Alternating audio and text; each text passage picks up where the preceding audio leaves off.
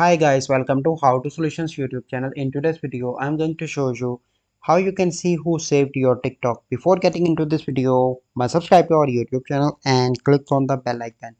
So the first step you need to do is to open TikTok. So here I am on the TikTok and let me select an account and save 2-3 videos of that account that I manage. So let me save this video, click on share, and now you can see that I'm saving the video. So it will take few seconds to save the video, and once it is completed, I'm going to show you, and I'm going to open another account which video I saved.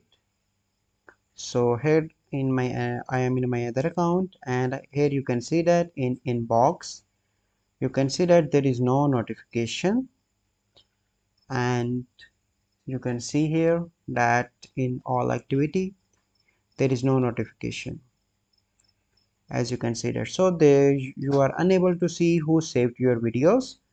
Let me show you in my gallery that the video is saved here, but TikTok won't notify you that who saved your video. I hope you find this video helpful. If you find this video helpful, must like this video, subscribe to our YouTube channel for future videos. We'll see you in the next video.